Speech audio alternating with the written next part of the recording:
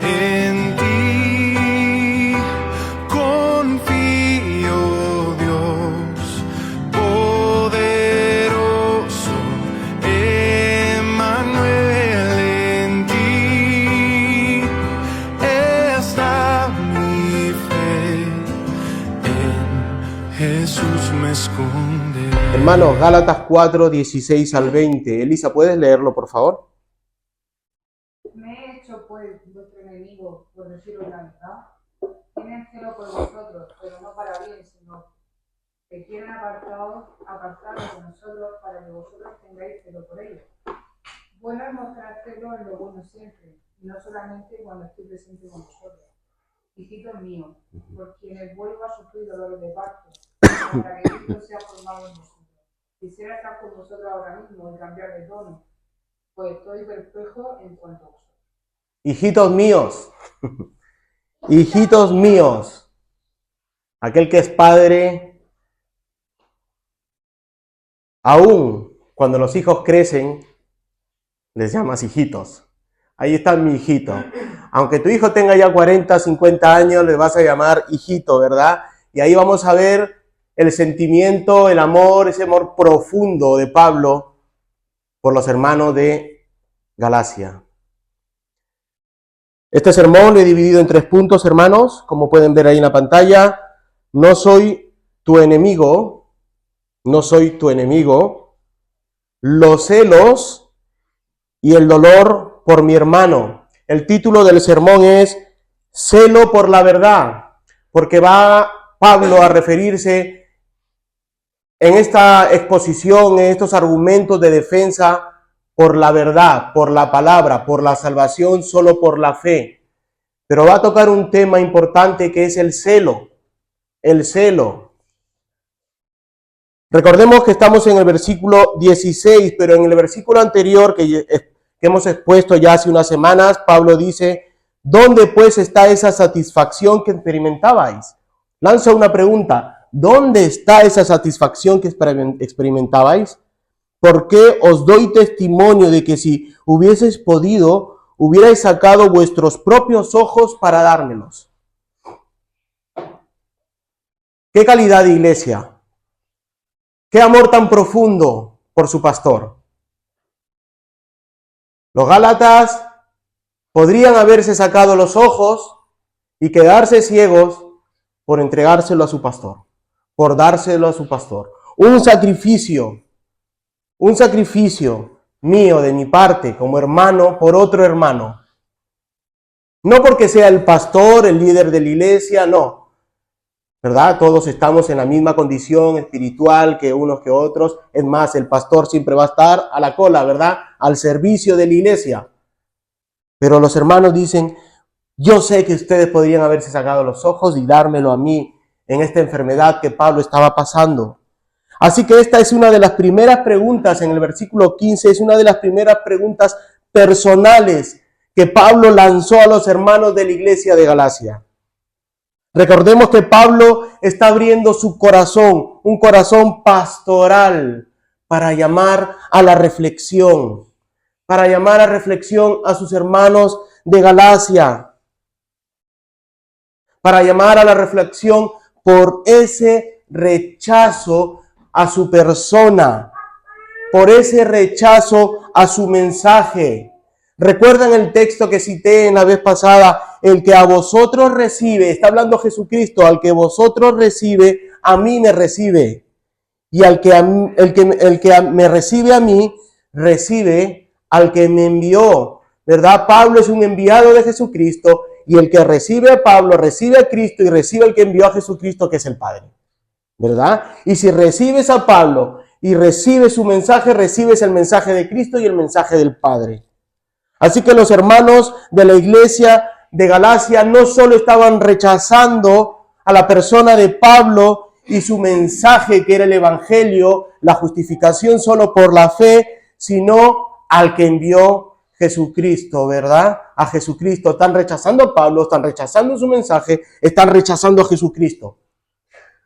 Y Pablo sabe que es muy, pero muy peligroso mantenerse en esta actitud desafiante contra el Evangelio por sola fe, por sola gracia.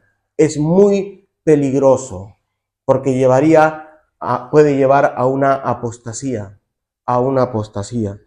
Pablo está marcando esta línea roja, recuerden, desde que empezamos la carta, está marcando esta línea roja para no sobrepasarla ni rebajarla, ¿verdad? Para no sobrepasar esta doctrina bíblica ni rebajar esta doctrina bíblica de la salvación solo por la fe y nada más. Algo que ya aceptaron los hermanos de Galacia, algo que ya aceptaron cuando llegó, ¿verdad? Pablo llegó enfermo y no lo rechazaron a pesar de sus tradiciones, a pesar de sus creencias, que las enfermedades era un castigo, ¿verdad? De los dioses divinos que tenían, era un castigo por sus deidades, por sus dioses, que podrían, ¿verdad?, ser también ellos arrastrados, castigados por dar cobijo a un enfermo, ¿verdad? En otras palabras, como dicen hoy, me va a traer mala suerte. Es más, en otras palabras, cuando dicen al niño, mal de ojo, ponte el chupete y la cosita esta roja, ¿verdad? Le va a dar mal de ojo. Esa era su creencia, pero a pesar de ello, aceptaron a Pablo, aceptaron el mensaje, aceptaron a Cristo y lo trataron como a Cristo, lo trataron como a un ángel. ¿Se dan cuenta? A pesar de ello, le recibieron con amor, lo cuidaron, lo trataron como si fuera este ángel, ¿verdad? Un ángel, o como si fuera Cristo Jesús mismo. Demostraron el amor por el Evangelio mientras Él estaba con ellos. Pero una vez que Él ya no está, ellos se olvidan por completo lo de que Pablo les ha enseñado. Una vez que Pablo se va a seguir con la expansión de la obra, se han olvidado del mensaje por completo. Tanto es el sentimiento de Pablo que está derramando desde dentro de su corazón hacia sus hermanos de Galacia, que les recuerda que si fueran por ellos, le hubiera dado sus ojos. Estos hermanos hubieran dado sus ojos en ese momento por causa de la enfermedad, pero han cambiado. Los hermanos de Galacia han cambiado. Han permitido que falsos hermanos con una falsa doctrina ingresen en la iglesia, que propaguen esta falsa doctrina de la justificación, de la salvación, ¿verdad? Por obras. Y la manera de conseguirlo es por nuestros propios esfuerzos. Esto es, ¿verdad?, la fe más obras. Y que no solamente basta con la fe, sino que hay que hacerlo por medio de las obras para conseguirlo. Recordemos que la verdadera salvación es por medio de la fe, el cual te va a hacer llevar a las buenas obras. No para conseguirlas, sino porque ya has sido transformado, has sido regenerado, eres una nueva criatura en Cristo y haces buenas obras ya preparadas en Cristo.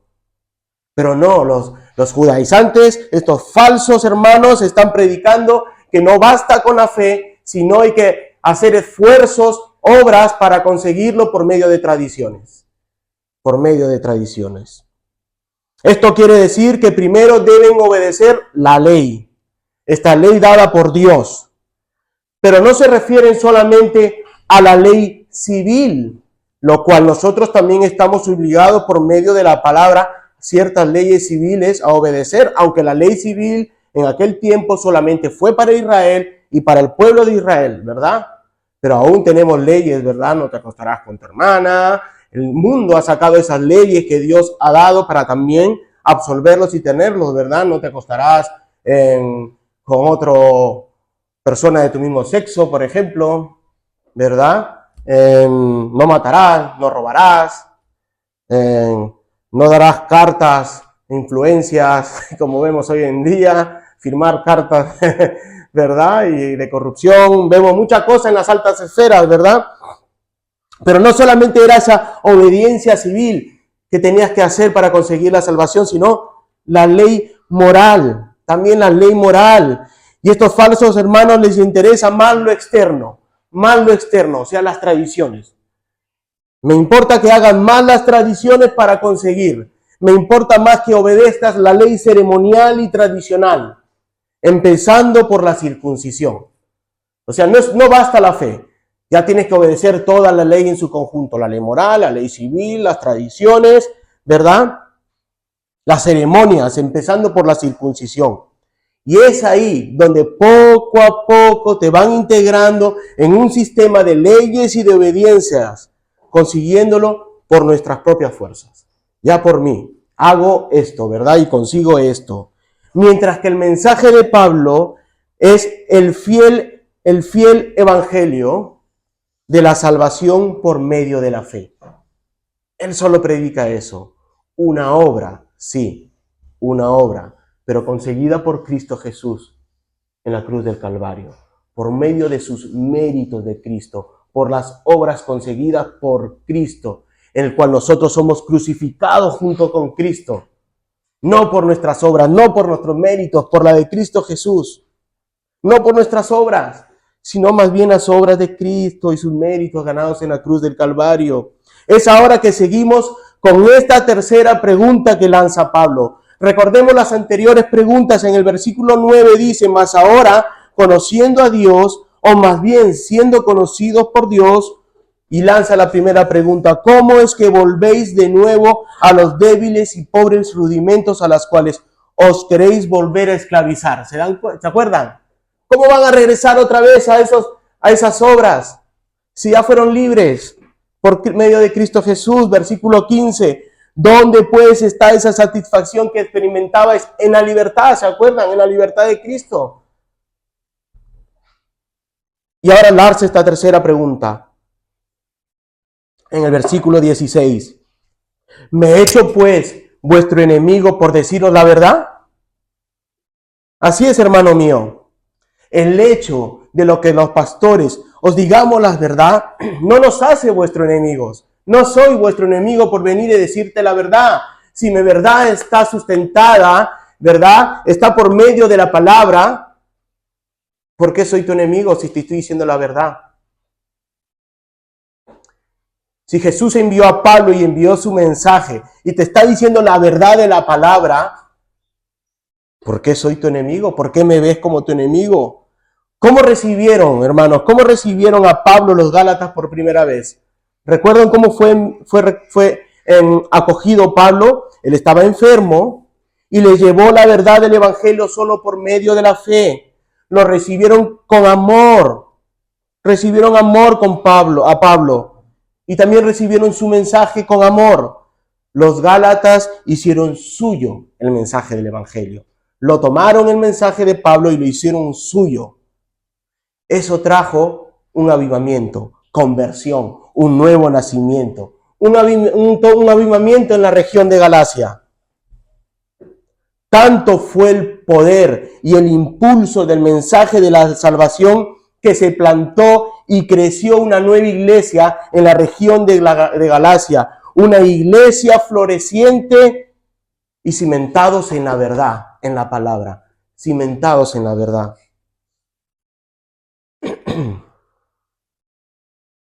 Pero podemos aprender que debemos tener cuidado. A pesar de que sientas que estás en la verdad, el enemigo está como león rugiente para acabar con las iglesias de sana doctrina. Él no va a ir a las iglesias que han legalistas sobrepasado. Él no va a ir a las iglesias que han rebajado la palabra. Ya los tiene. No, él va a ir a las iglesias de sana doctrina donde se predica la verdad.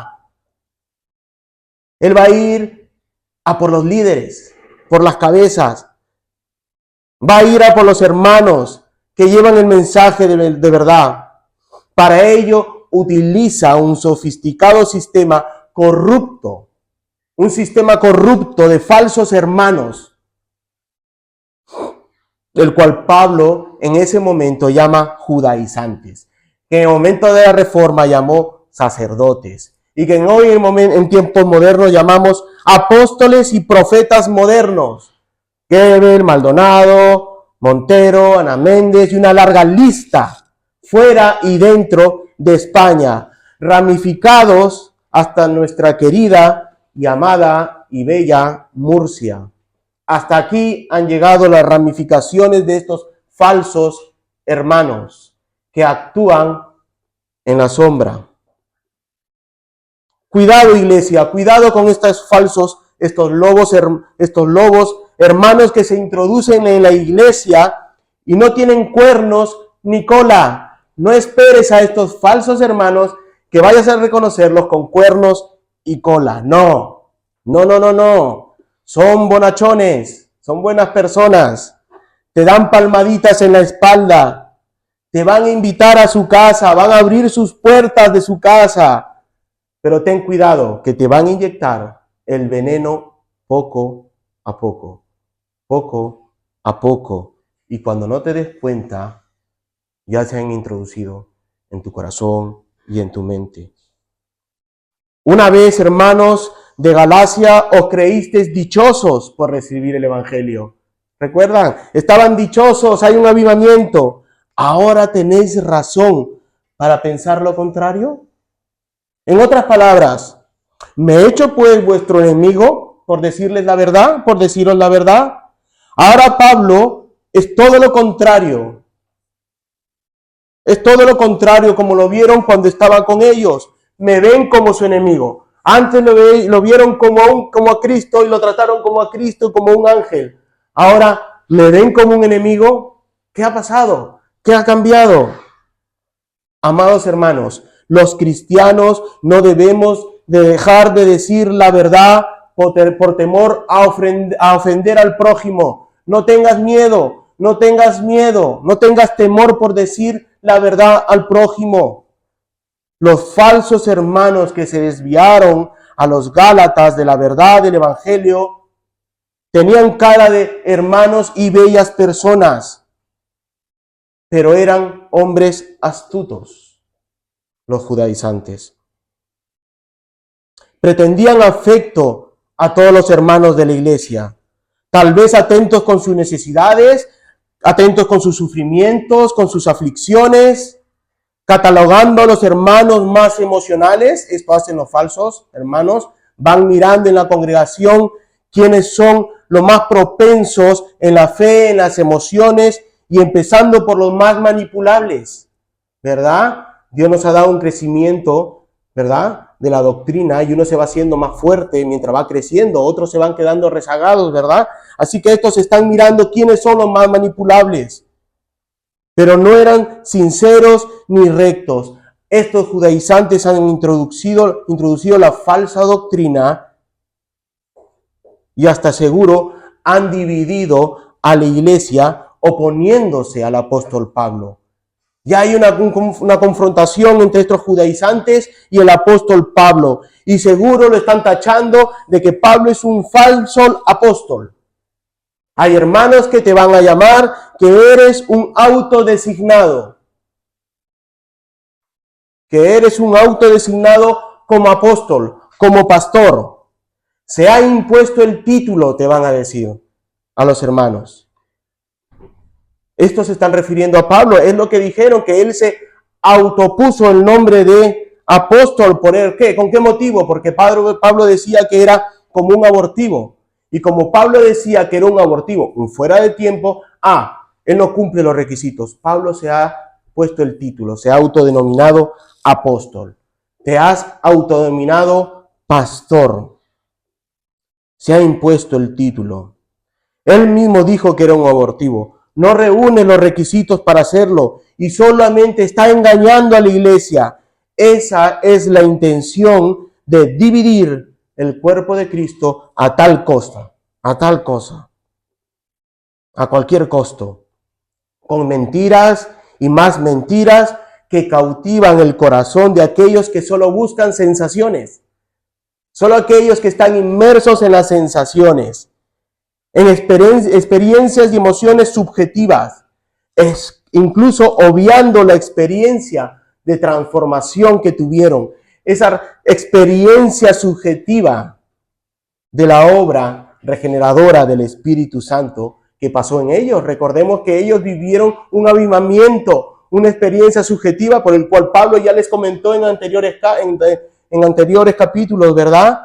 Les dice, ustedes vivieron, van a empezar por el Espíritu y van a terminar por la carne. Ellos vivieron esa experiencia subjetiva, pero del Espíritu Santo, no del mensaje judaizante. Tan necios soy, les dice Pablo, habiendo comenzado por el Espíritu, ¿ahora vais a acabar por la carne? ¿Acaso ahora me volví su enemigo porque les digo la verdad? Pablo es duro en sus palabras. Él está reprendiendo en la carta. Usa todos los medios que tiene a su alcance. La doctrina, la elección, la experiencia, los sentimientos. ¿Acaso por eso soy enemigo vuestro? Por decir la verdad en toda la carta, ¿me hago enemigo vuestro, amados hermanos? Mas aún sabiendo que Pablo, aún más sabiendo Pablo que están nublados por la mentira, están nublados por un falso evangelio, quiere llamar a la reflexión y les dice, ¿me hago vuestro enemigo? Lo que Pablo les dice a los Gálatas por medio de esta pregunta es que él ha demostrado ser un verdadero amigo. Desde el día que llegó demostró ser un verdadero hermano, un verdadero amigo, porque la marca de un buen amigo es que siempre dice la verdad, que los ama, aun cuando sea dolorosa, aun cuando ese momento sea doloroso.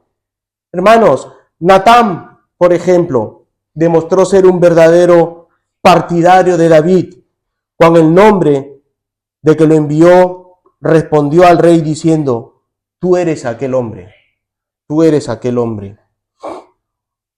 ¿Recuerdan cuando Samuel va, ¿no? Samuel, ¿no? Le dice, te estás acostando, ¿no? Has robado la ovejita y matado. Y le dice, tú eres ese hombre. ¿Qué tenemos que hacer con ese hombre? Que sea juzgado, ¿no? Tú eres ese hombre. A él le podrían haber cortado la cabeza a Samuel, ¿verdad? Pero dijo la verdad. Y si tú pones un momento, si te pones un momento en los pantalones de Pablo y sufres con él por sus hermanos, yo creo que le estás dando la pelota al tejado. Porque si no estás experimentando lo que Pablo sufrió con amor, pues has tirado la pelota al tejado, no me interesa, no me importa. Tendrías que ponerte en los pantalones de Pablo para poder sufrir junto con tus hermanos en esos momentos de aflicción y decirles la verdad. Oye, estás pecando. Estás pecando. No vienes a la iglesia domingo tras domingo, ¿qué está pasando? Hay un pecado. Tú no dejas de venir a la iglesia porque no tienes tiempo, no. Dejas de venir a la iglesia porque hay un pecado detrás. Y te expongo el pecado.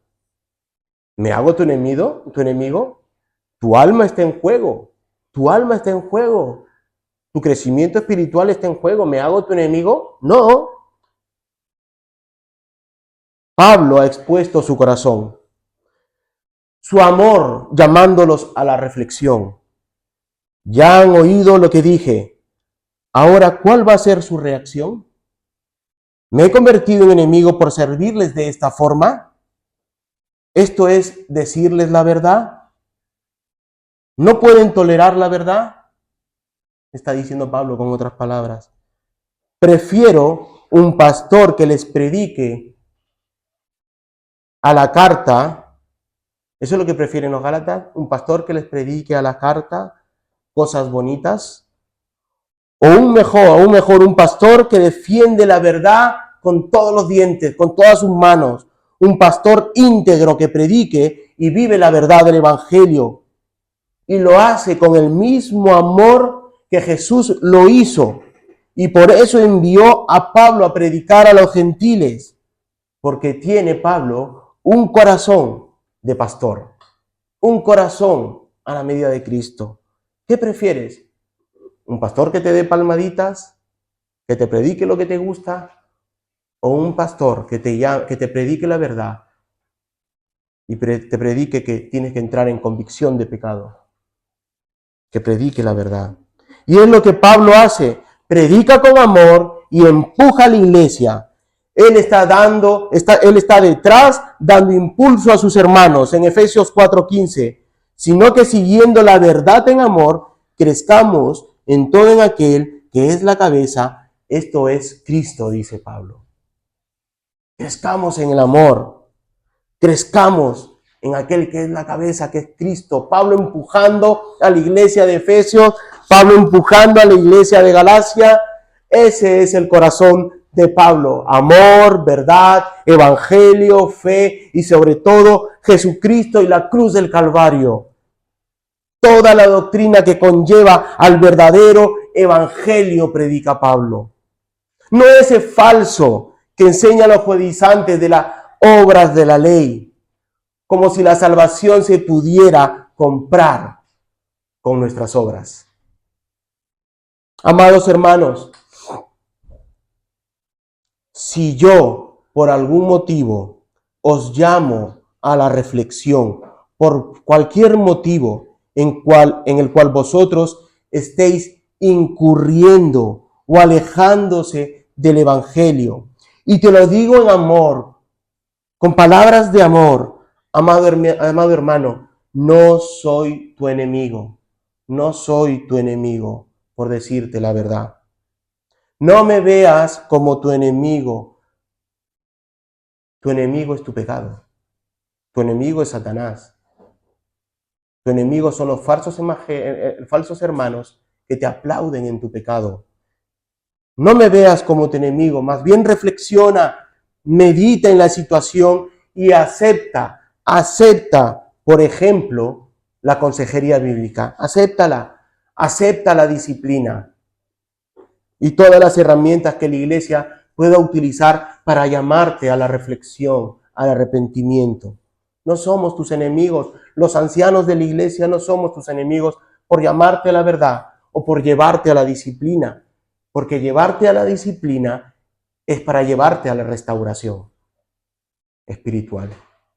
Una vez que Pablo lanza la pregunta, si él se ha convertido en su enemigo, acto seguido, él tratará un tema en nuestra perspectiva moderna que es malo. Un tema que es malísimo en estos tiempos: el celo.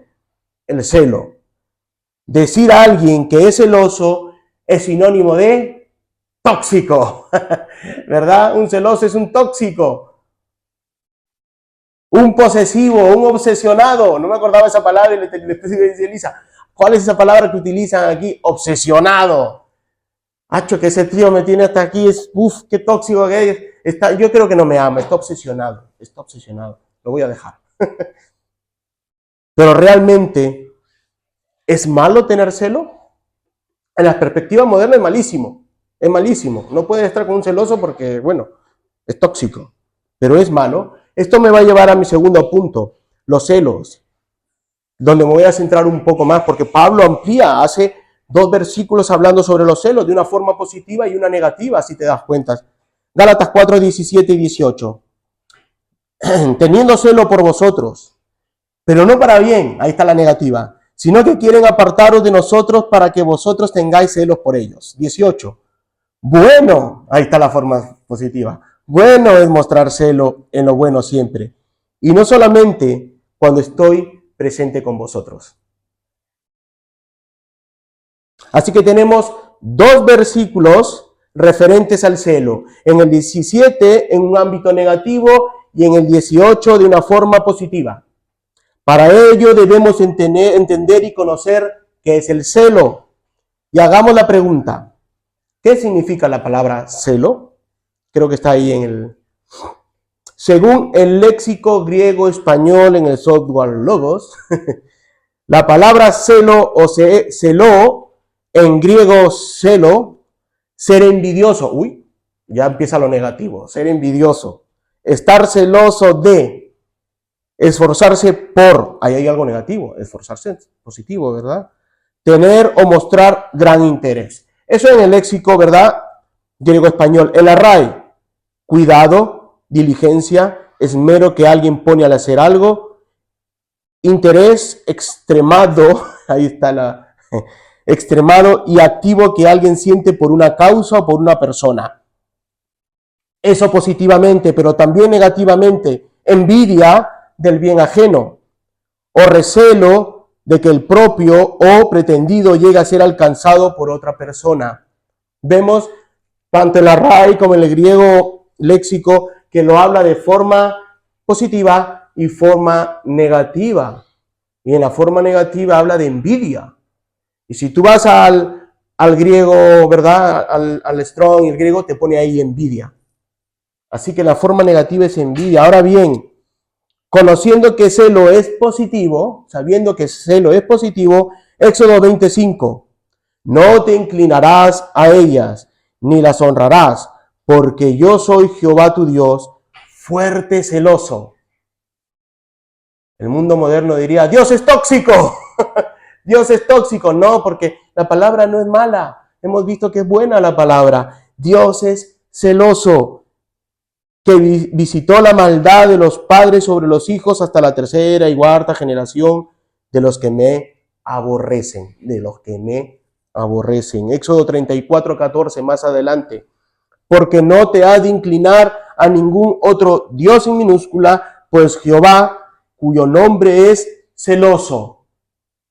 Dios celoso es. Podemos decir entonces que es un atributo de Dios, el celo.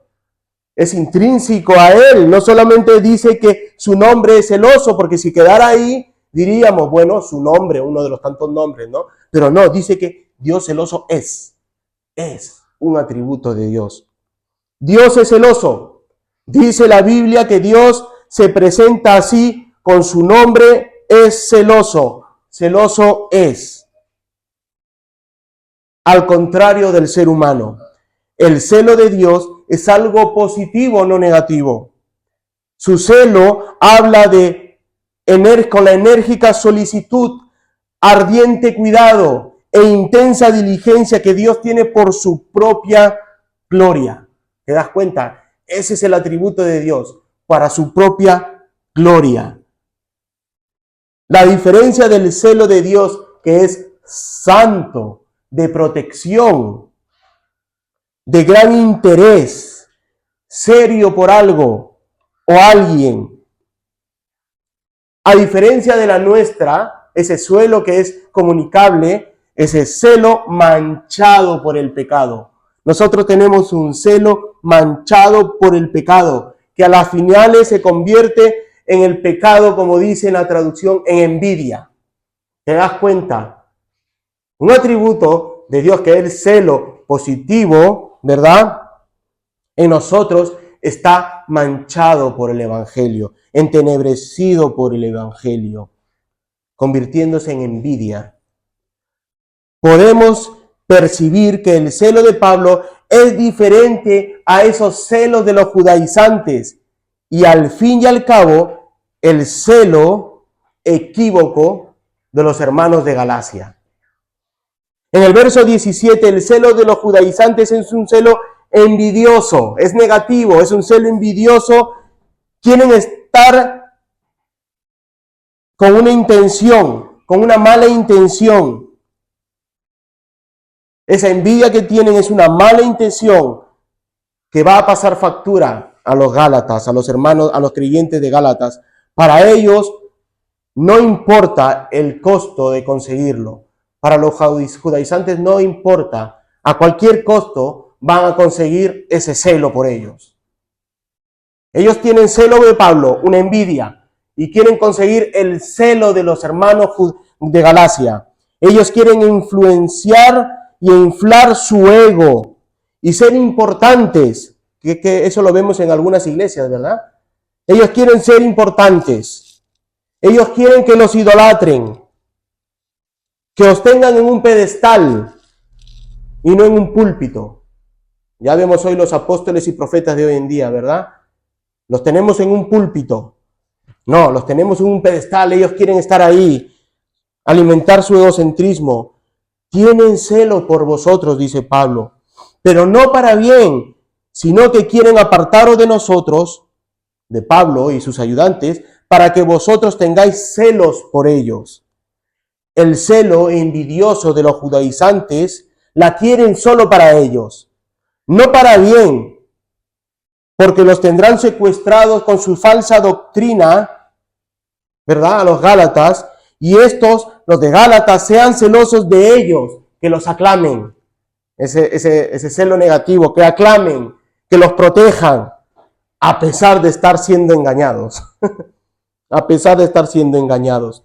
¿Qué diferencia de este celo pecaminoso, envidioso, con el celo que muestra Pablo, que nace de un corazón transformado, de un corazón regenerado por la sangre de Cristo? Un celo serio, protector, cuidadoso. ¿Ha visto los atributos de Dios? Cuidadoso, y que tienen el mismo corazón de Dios. Pablo tiene el mismo celo que Dios tiene por su pacto y por su pueblo. Pablo tiene esa pasión, podríamos decirle el celo, esa pasión por el evangelio, que hace arder dentro de sí Pablo ese amor por sus hermanos, esa pasión por el evangelio. Tiene un celo protector no solamente por sus hermanos, sino por el evangelio. Tiene un celo protector por la iglesia de Cristo, por el cual la compró a precio de sangre. Bueno es mostrar celo. En lo bueno siempre, dice Pablo, y no solamente cuando estoy yo presente con vosotros. Bueno es mostrar celo.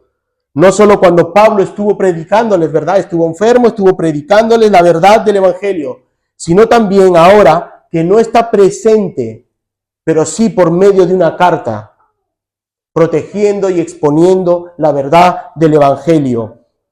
¿Acaso Pablo se ha hecho enemigo de ellos por decir la verdad? ¿Por protegerles de los falsos pastores? ¿Falsos hermanos que solo quieren ser aplaudidos y en la mayoría de los casos quieren tu voluntad? ¿Quieren tu fe hacia ellos? ¿Quieren tu dinero para ellos? Porque teniendo tu fe en ellos, pueden manipularte. Y si pueden manipularte, entonces pueden desplumarte. Casos así. Dios celoso, Pablo celoso. Entonces, hermanos, ¿un cristiano puede ser celoso? Sí, si Dios es celoso y Pablo es celoso, claro, un cristiano debe ser celoso. Un celo positivo, no tóxico, un celo positivo y claro, lógicamente posicionado por el evangelio, por tu familia, protección a tu familia, por tu mujer. Es bueno mostrarle celos a tu mujer, a tu esposo. Si amas, tienes celos y la proteges y la cuidas, ¿verdad? Es bueno. J.C. Wright dice, ¿qué es el celo cristiano? Cito, el celo cristiano es un deseo ardiente de agradar a Dios. ¿Te das cuenta? Ese celo que debemos sentir, un celo ardiente de agradar a Dios, de hacer su voluntad y de promover su gloria en el mundo, dice Wright. Por naturaleza nadie siente este deseo, pero Dios lo pone en tu corazón de cada creyente en el momento de tu conversión. Ese verdadero celo. En algunos creyentes este deseo es mucho más fuerte que en otros. Cuando es realmente fuerte, un hombre hará cualquier sacrificio, soportará cualquier dificultad, se negará a sí mismo cualquier comodidad, dará todas sus fuerzas y aún la vida misma con el fin de agradar a Dios y honrar a Cristo. Un hombre celoso vive solo una sola cosa. Toda su vida está entregada a un solo propósito, y este es agradar a Dios. Agradar a Dios. No le importa cuáles sean sus consecuencias o qué opinen los demás. Su celo siempre se manifestará en cualquier circunstancia. Si no puede servir de una forma activa, esto es en la iglesia, entonces se entregará en oración. No puedo yo, ¿verdad?, ser un anciano porque no cumplo los requisitos, pero puedes orar por la iglesia. No, es que yo quiero predicar. Y si no predicas, Pues sácame de la membresía, me voy de la membresía. Ah, tú has venido a que te aplaudan. Si no puedes predicar, no cumples los requisitos, ora. Ora por tus hermanos, ora por tu iglesia, evangeliza, sal a las calles, en tu trabajo, en tu casa, en el hogar, en la universidad, en el colegio. Ten celo, pero un celo correcto y verdadero. Este celo fue una característica de todos los apóstoles. Este celo fue una característica de todos los creyentes primitivos. El celo ha sido una característica de los hombres de Dios a lo largo de la historia. Martín Lutero, los reformadores fueron celosos. Ellos estuvieron dispuestos a exponer sus propias vidas por el amor de Cristo, por el amor a Cristo. Tenemos la experiencia del misionero como William Carey, que murieron sus hijos. Expuso a su familia, a su mujer, su vida de él. Por el amor de Cristo, por celo al Evangelio, por el amor a los caídos, a los paganos. Lanza otra pregunta: ¿por qué es bueno ser un cristiano celoso? Ya hemos visto que sí podemos ser, un cristiano puede ser celoso. Riley nos ha dado las características, los motivos. Ahora, ¿por qué es bueno ser un cristiano celoso? El celo verdadero es bueno debido a que beneficia al cristiano mismo, a la iglesia y a la sociedad en general. El celo es beneficio para el creyente personalmente. Tal como el ejercicio es bueno para la salud del cuerpo, así el celo es bueno para la salud espiritual. Todos aquellos que son celosos por Cristo son propensos a tener más gozo, a tener más paz, a tener más consuelo y felicidad que otros. Aquellos que se esfuerzan más por la gloria de Dios son quienes serán más honrados por Dios. El celo es beneficioso para la iglesia como un cuerpo. No es posible sobreestimar la deuda que la iglesia debe a los hombres celosos. Hombres con pocos dones, pero con mucho celo.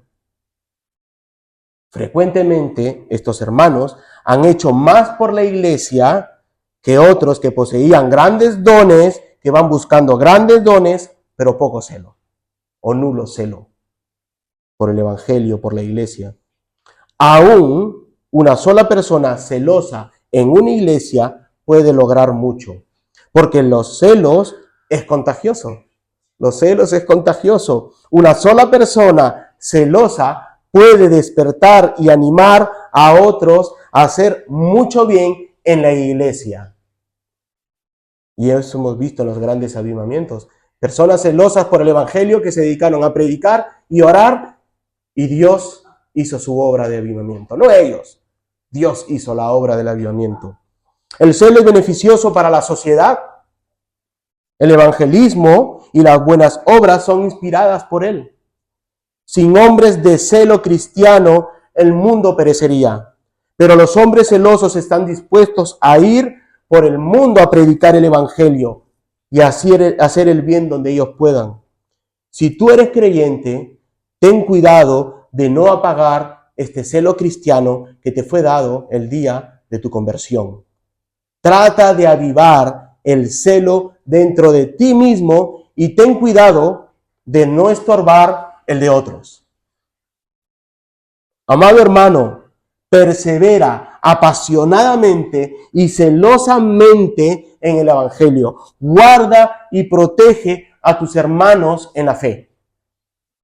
Sé protector. Eso significa celo, protector como Dios, ¿verdad? De su pacto, de su pueblo. Sé protector de tu fe. Sé protector de la iglesia, de tus hermanos. Pero ten cuidado. Ten cuidado que el pecado manche ese celo. Ten cuidado que estés en pecado y estés apagando y manchando ese celo. Y que ese celo no sea equivocado.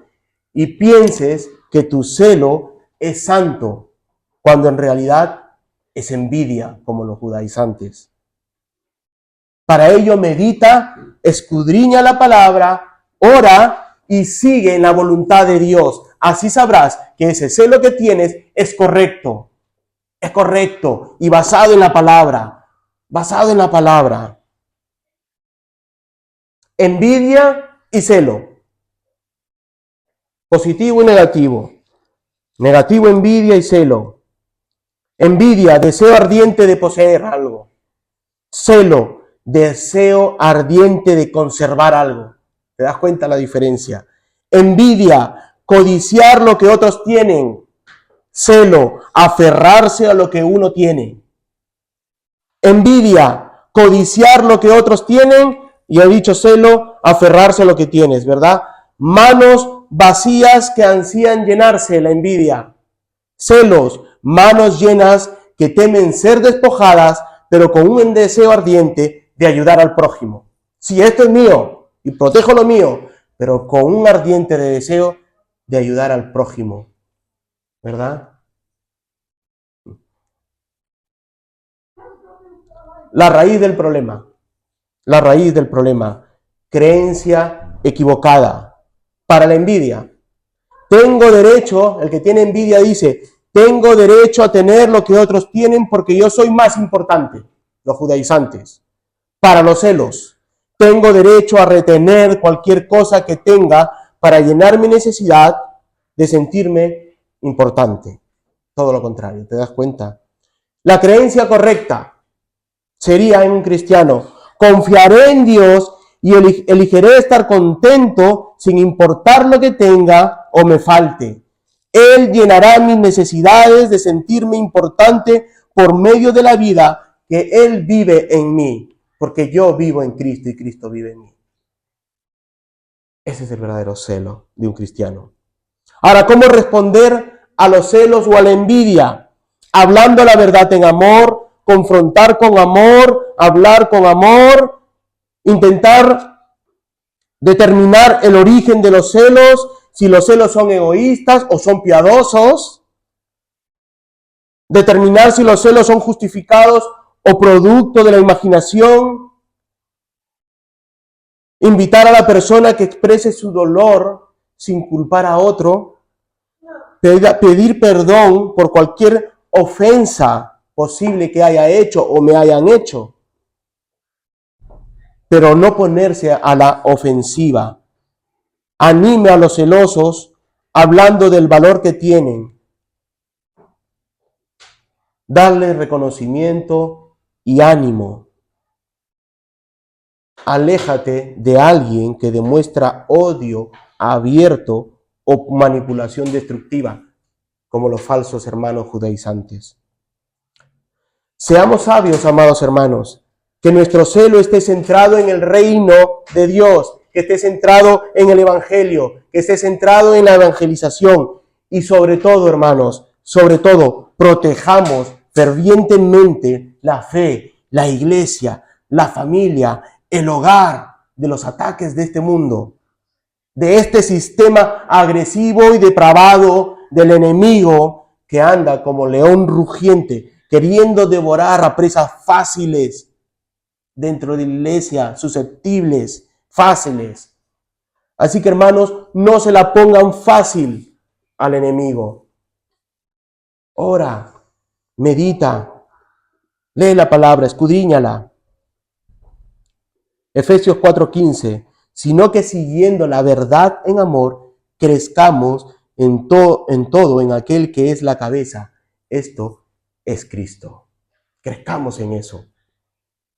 Que ese sea nuestro celo. Por último, el punto 3, el dolor por mi hermano, porque Pablo se centró, ¿verdad? En el medio de estos textos se ha centrado en los celos. Ahora va a demostrar ese dolor que tiene por el hermano. Gálatas 4:19-20. Hijitos míos, como empecé el sermón, hijitos míos por quienes vuelvo a sufrir dolores de parto hasta que Cristo sea formado en vosotros. Versículo 20. Quisiera estar con vosotros ahora mismo y cambiar el tono, pues estoy perplejo en cuanto a vosotros. Pablo, apóstol. Pablo, pastor de Gálatas. Él se encuentra en Corinto. Él se encuentra en la obra de las iglesias, en la plantación de iglesias en Corinto. Escribe desde ahí a los Gálatas. Hay mucha distancia que los separa. Hay muchos kilómetros desde Grecia hasta la actual Turquía. Así que la única manera que tiene es escribir una carta y así no abandonar la plantación de la iglesia en Corinto ni en Galacia. Así que imaginemos la impotencia. Imaginemos esa impotencia que tiene nuestro hermano Pablo al escribir una carta de este calibre, sabiendo el peligro que acecha a los Gálatas y que han caído en el legalismo de los judaizantes, y cambie a una preocupación por el que pueden migrar del legalismo al libertinaje. Porque es fácil traspasar un punto a otro, del legalismo al libertinaje. Pablo conoce esa línea. Él puede saber que pueden caer en eso los hermanos de Galacia. Así que podemos notar el tierno amor de Pablo con su congregación. Y esto se nota en las palabras que dice, hijitos míos, su amor, su corazón. Hijitos míos, y no alza la mano, hijitos míos. Pablo no ha perdido la esperanza. No ha llegado aún a la apostasía la iglesia de Galacias. Por eso en su corazón y en su mente ronda ese peligro que puedan llegar a la apostasía. No lo han llegado, por eso les dice hijitos míos, en otro texto dice hermanos míos, pero conoce el peligro que pueden llegar a la apostasía. Hijitos míos, sus hijos espirituales por quienes vuelvo a sufrir dolores de parto. Pablo usa una metáfora para explicar una realidad, una verdad. Son sus hermanos, pero también son sus hijos espirituales. Porque él les predicó el evangelio, las buenas noticias de salvación solo por fe y de seguir todo el consejo de Dios. Pero ahora Pablo está sufriendo dolores de parto por causa de sus hijitos en Galacia. Ahora bien, esta figura que Pablo utiliza en otra de sus cartas, como por ejemplo Primera de Tesalonicenses 2:7, dice la palabra de Dios, antes fuimos tiernos entre vosotros, como la nodriza, ahí está, la madre, la nodriza que cuida con ternura a sus propios hijos. Pablo se está incluyendo y todos sus colaboradores, ¿verdad? Fuimos tiernos entre vosotros, como la nodriza, como una nodriza que cuida con ternura a sus hijos. Lo mismo lo está usando en el libro de Gálatas. Madre que sufre dolores de parto, ¿verdad? Como dolores de parto. Pablo nos dice que vuelve a sufrir por vosotros. Y esto nos enseña nuestra grandiosa cualidad de volver a tropezar en los mismos errores una y otra vez. Pablo está usando la palabra vuelvo. ¿Cuántas veces Pablo ha sufrido ya por estos hermanos? ¿Cuántas veces sufre un pastor por sus hermanos en la iglesia, por sus hijitos? Volvemos a tropezar en los mismos errores una y otra vez. Estar constantemente tropezando, causando dolor a quienes nos aman, como en este caso, un amor espiritual y profundo por la iglesia de Cristo y cada uno de sus hermanos dentro del corazón de Pablo. En este caso, Pablo nos explica la causa de este dolor y es abandonar el verdadero evangelio por medio de la fe, sin la necesidad de las obras de la ley, como bien enseñaban los judaizantes. Pablo está sufriendo por eso. Pablo, como un instrumento quirúrgico de Dios, en ese tiempo los había llevado hasta el punto de que lo amaran y confiaran en él cuando llegó enfermo a Gálatas. Aún más, amaron y confiaron en Cristo, colocando su esperanza para salvación en él solo, Cristo. Pero ahora, habiendo sido reemplazados por otros como objeto de su cariño, los dolores de parto han vuelto a Pablo. El apóstol se espera con todo el ardor de su alma que los gálatas renueven el apego que tenían hacia él para el bien de su salvación. Elisa, ¿cómo son los dolores de parto? Papá, ¿cómo son los dolores de parto? ¿Tú puedes explicarlo? No has experimentado, ¿verdad? Pero has visto fuerte. ¿Cómo son los dolores de parto, hermano? Me agarró de la mano. Llamo a la doctora que me ponga la epidural y me agarró tan fuerte que yo sentí un dolor y estaba así. ¡Oh! No hemos experimentado nosotros los dolores de parto. Pablo tampoco ha experimentado un dolor de parto, es hombre y no tuvo hijo. Pero él tiene la experiencia de haber visto, ¿verdad? Partos, y más en ese tiempo. Tela, que se moría, ¿verdad? Tela. Pero Pablo dice, con esa experiencia que ha visto, vuelvo a sufrir dolores de parto por mis hijitos, por mis hermanos. Los dolores de parto son causados por las Gálatas. ¿Te das cuenta? Ese dolor que está sintiendo Pablo no es que es dolor por mí mismo, no. Me lo están haciendo sentir lo de los Gálatas. Me lo están haciendo sentir por su desvío del Evangelio. Pablo siente estos dolores volviendo a explicarles el Evangelio que ya les predicó cuando estaba presente, diciéndoles la misma verdad que ya conocen. Es por ello que dice, siento estos dolores hasta que Cristo sea formado en vosotros. Y escucha, que hay un juego de palabras, si no te has dado cuenta. Esta palabra formado es morfo. ¿Han escuchado esa palabra morfo? ¿Saben de dónde viene? Metamorfosis, ¿has visto? Transformado, morfo, ser formado de la misma naturaleza al embrión reciente formado en el vientre. O sea que esta palabra morfo viene de embrión. Embrión. ¿Te estás dando cuenta del juego de palabras que está usando Pablo? He aquí el juego de palabras, en la misma frase o texto.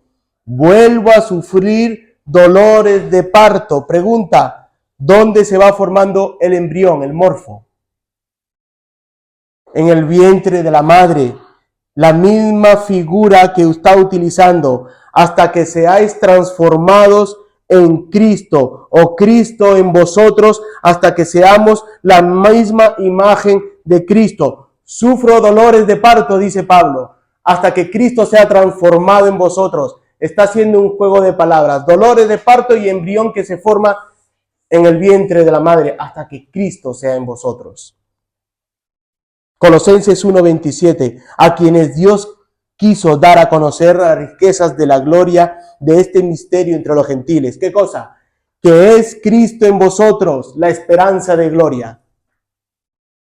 Hasta que Cristo sea formado en vosotros. Esto es, hasta que todo vuestro ser interior proclame a la persona y los caminos de Cristo, de tal forma que confiareis completamente en vuestro Salvador, no en los judaizantes, sino en vuestro Salvador, y fuereis como Él en vuestros pensamientos, deseos y aspiraciones, y proyectéis su imagen en vuestro lenguaje diario, en la vida diaria, en vuestras relaciones con vuestros seres queridos. En pocas palabras, lo que está queriendo decir Pablo, en toda la gama de vuestra existencia y actividad como hombres, comportarse como Cristo. Pablo concluye por ahora esa impotencia de estar tan lejos, diciendo, quisiera estar con vosotros ahora mismo. Ese es el deseo de Pablo, estar junto a ellos. Para cambiar el tono, dice, para cambiar el tono con el que se dirige a ellos. Una vez duro, otra vez es con amor, ahora con lágrimas. Está sufriendo Pablo con lágrimas. Quisiera cambiar el tono, está llorando. De repente quisiera estar ahí, decirle la verdad y ser felices y abrazarlos, ¿verdad? Pero Pablo está llorando. Quisiera cambiar el tono. Pablo se siente distante entre un lugar y otro. Pero aunque los kilómetros los separe, hay algo que los está uniendo. El Evangelio de Cristo. Los une Cristo. Los une la cruz. El cual los unió en un solo pueblo. Ya no hay judío, ya no hay griego, ya no hay hombre, no hay mujer, no hay niño. No hay nada que nos separe de Cristo, jamás, jamás. Pablo está lejos de los Gálatas, pero Cristo y la cruz del Calvario nos une. El Evangelio nos une donde vayas, a cualquier parte del mundo. Y esa es nuestra seguridad, queridos hermanos. Todos somos un mismo pueblo, un solo pueblo. Todos somos lavados y comprados por una misma sangre que vamos a recordar hoy, que es Cristo, derramado por Cristo. Cuando uno de vosotros ha sido transformado desde vuestro interior, transformando esa naturaleza de pecado y siendo formados en Cristo, no siendo formados en Pablo, no siendo formados en Eduardo, no siendo formados en Pedro, en Pepe, no, siendo formados en Cristo y solo en Cristo y nada más. No siendo formados en el vientre de Elisa, como le dijo, tendrías que volver a nacer, tendrías que volver a regresar al vientre de tu madre. No, un nuevo nacimiento, hasta que seáis transformados, regenerados por el Espíritu Santo en Cristo. Ni las obras de la ley, ni el legalismo, ni el libertinaje, ni las pasiones de este mundo. Solo Cristo y su santa palabra. Nada más. Para acabar, hermanos. Amados hermanos, debes estar seguro en lo que has creído. Debes estar seguro de que Cristo ha hecho en tu vida una obra sobrenatural, formándote a su imagen, formándote de esa imagen caída de Dios a su imagen de Cristo.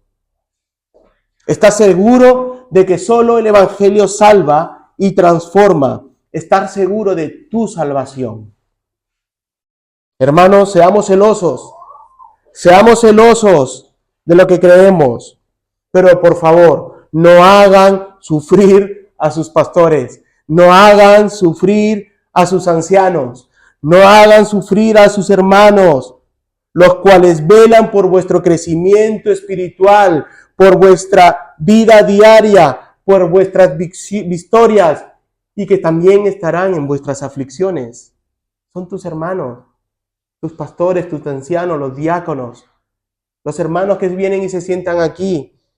Nunca se apartarán de ti si tienen celo por el Evangelio y solo Cristo. Aunque sea inevitable, lo sé, aunque sea inevitable, ese dolor por los hermanos, porque siempre habrá hermanos, y es una realidad, siempre habrá hermanos que estarán con un pie en un lado y un pie en el otro. Sufrimos, y estoy seguro que sufrimos todos juntos cuando pasa estas situaciones. No solo yo.